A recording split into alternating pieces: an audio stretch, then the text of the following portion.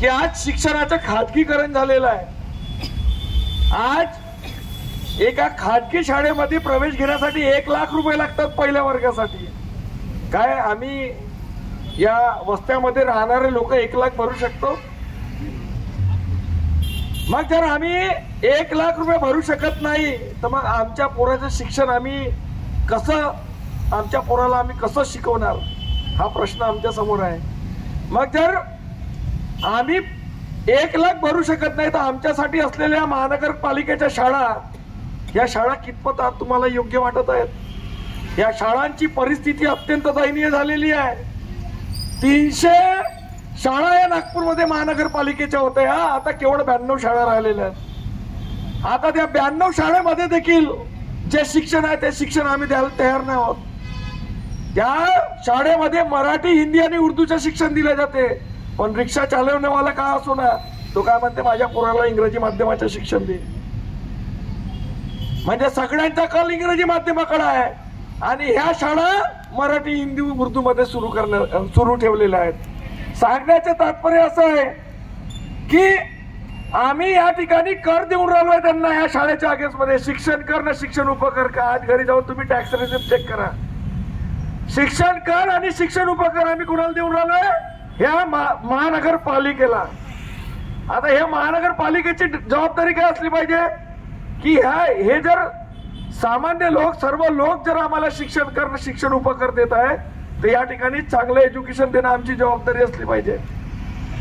40 कोटी शिक्षण कर उपकरातून प्राप्त होतं या महानगरपालिकेच्या शाळेच्या माध्यमातून.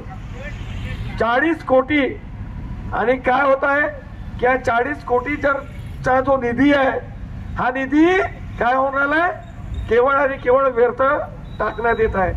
कारण ह्या 90 ज्या शाळा सुरू आहे त्याच्यामध्ये केवळ आणि केवळ 22 कोटी लागत आहे. सांगण्याचं तात्पर्य असं आहे की शिक्षणावर जो पैसा मिळत आहे तो आमच्या महानगरपालिकेच्या लोकल टॅक्स मधून मिळत आहे. त्याचबरोबर शिक्षणावर समग्र शिक्षा अभियानच्या माध्यमातून केंद्र सरकार देत आहे. त्याचबरोबर राज्य सरकार देखील शिक्षणावर आमच्या महानगरपालिकेच्या शाळेला पैसा देत आहे. 100 कोटी रुपये मिळते कुठं? या महानगरपालिकेच्या शिक्षणासाठी.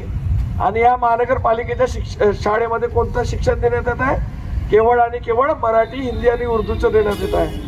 काय या शाळा सीबीएसईच्या व्हायला नाही पाहिजे का? व्हायला पाहिजे. कारण आम्ही गरीब लोक इंग्रजी माध्यमाचं शिक्षण देऊ शकत नाही.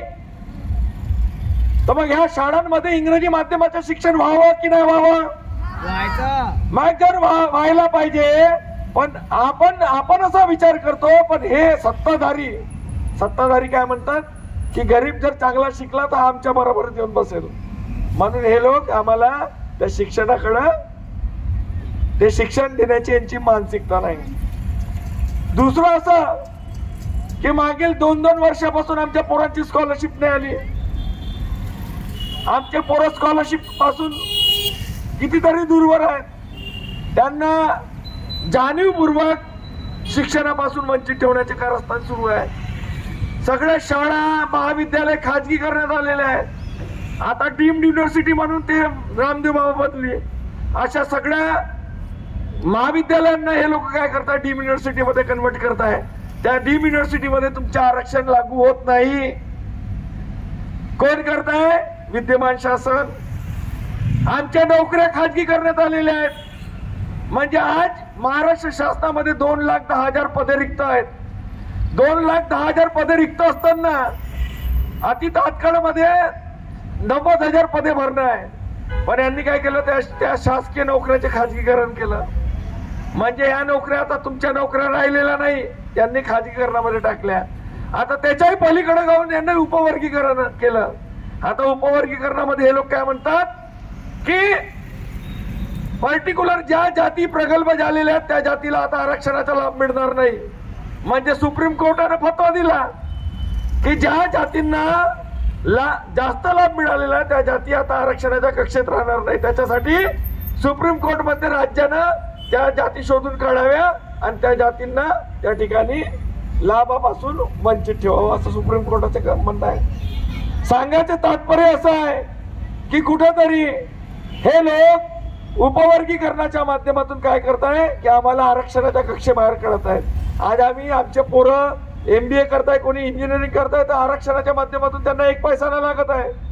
आमचे पोरं चांगलं शिकून नोकरीवर चढत आहेत. आता जेव्हा उपवर्गीकरण जेव्हा लागू होईल तर एक पर्टिक्युलर जात, एक पर्टिक्युलर जातीचे लोक त्या उपवर्गीकरणातून बाहेर होतील. त्यांना आरक्षणाच्या 0% लाभ मिळणार नाही, 0%.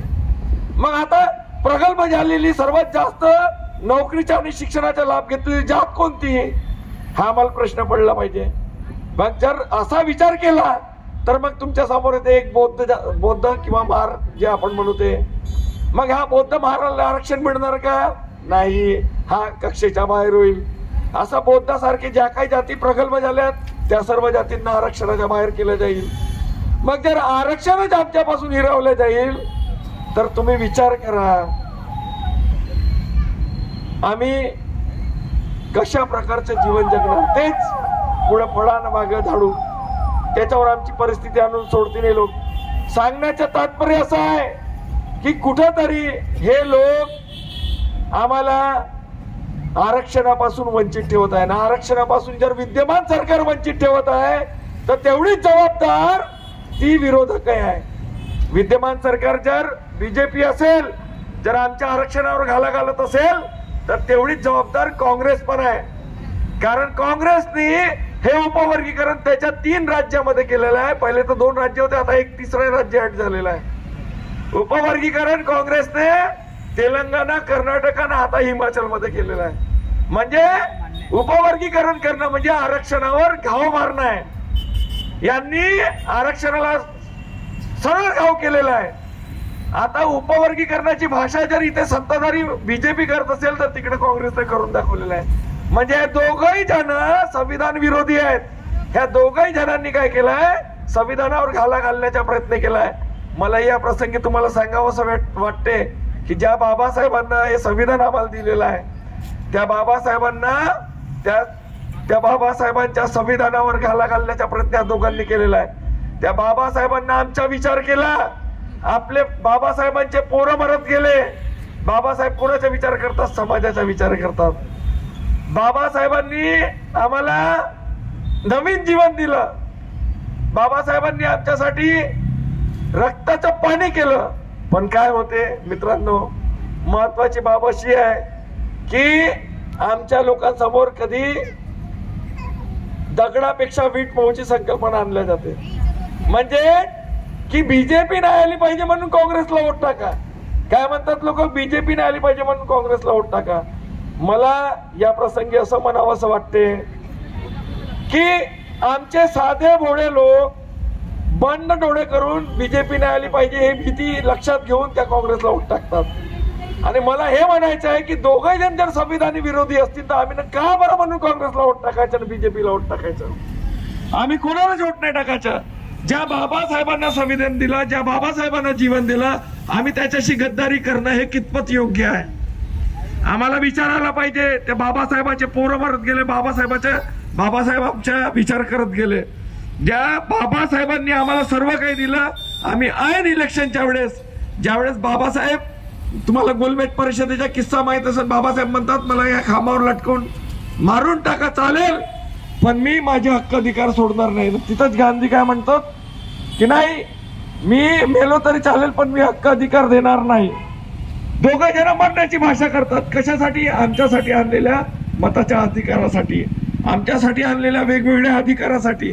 आम्ही काय करतो, ऐन इलेक्शनला आम्ही जातो, डोळे बंद करतो ना काँग्रेसला वोट टाकतो. खरंच स्वतःला विचारा, आम्ही कोणाची औलाद आहो? काय आम्ही गांधीची औलाद आहो? आम्ही गोडवलकराची औलाद आहो? आम्ही बाबासाहेबांची औलाद आहो? तर आमच्यासमोर बाबासाहेबच दिसला पाहिजे. आम्ही म्हणतो भीमा नाही, आम्ही म्हणतो सीना नाही फौलाद हम, भीमजी की औलाद है हम. अरे मला हे म्हणायचं आहे, तुम्ही एवढ्या मोठे नारे देता, तुम्ही जय भीम घेता, नाही इलेक्शनला काय करता तुम्ही? जाऊन त्या गांधीला वोट करता. कितपत तुम्ही बाबासाहेबांचे लेकरा? म्हणतात की 500 महारांनी 30,000 कापून टाकलं. अरे माझे हे म्हणणं आहे की ते केलं, त्यांनी करून दाखवलं. कारण ते स्वाभिमानाचा लढा लढले, त्यांनी अस्मितेचा लढा लढले, त्यांनी अस्तित्वाची लढाई लढले. मग जर ते लोक 500 लोक एवढ्यावर विजय मिळू शकतात तर आम्ही आज लाखोच्या संख्येनं आहोत आणि लाखोच्या संख्येनं असताना आम्ही आमचे शस्त्र म्हणजे आम्हाला बाबासाहेबांनी दिलेलं सर्वात मोठं शस्त्र मताचे शस्त्र ते आम्ही त्यांच्या सुपूर्द करतो. आमचं अस्तित्व आम्ही त्यांना सुपूर्द करतो आणि हे आमच्यावर भोतमागे करतात. कधी आमच्यावर भीमा कोरेगाव करतात, कधी रमाबाई आंबेडकर नगराचा कांड करतात. मला सांगा जेव्हा आमच्यावर जेव्हा अन्याय होतो कितपत हे लोक आमच्या सोबत असतात. विचार करा. हे फक्त केवळ आपल्या मताच्या राजनीतीसाठी आमच्यापर्यंत येतात. आज आम्हाला जागृत होणं गरजेचं आहे. बाबासाहेबांच्या खाल्ल्या मिठाला जाग होणं गरजेचं आहे. ज्या दिवशी तुम्ही वोट टाकाल जाल त्या दिवशी बाबासाहेबांची फोटो पहा, बाबासाहेबांचे त्याग समर्पण पहा आणि तरच वोट टाका. कारण तुम्ही बाबासाहेबांचे लेकरा गांधी गोडवलकरांचे नाही. आज सुरेंद्रभाऊ डोंगरेच्या माध्यमातून म्हणजे बहुजन समाज पक्षातून सुरेंद्रभाऊ डोंगरे सारखे आजचे कर्तव्यनिष्ठ आमचे मित्र उभे आहेत. मला असं वाटते की सुरेंद्रभाऊ डोंगरे सेकंडरी आहेत, पण आमच्या समोर असलेला विचारधारेचा जो पॉइंट आहे तो बहुजन समाज पक्षाच्या माध्यमातून आहे.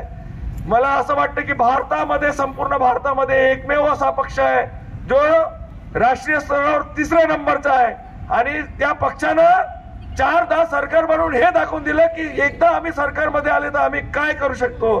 त्यांनी मोठमोठे कॉलेजेस पासून तर सगळ्या गोष्टी महिलांपासून सुरक्षेपासून सगळ्या गोष्टी केलेल्या आहेत जेव्हा ते विद्यमान शासनात होते तेव्हा.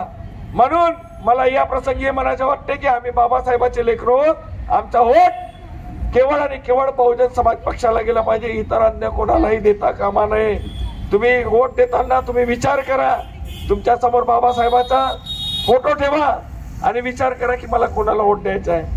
आजच्या प्रसंगी मी एवढंच बोलतो, इथंच थांबतो. जय भीम.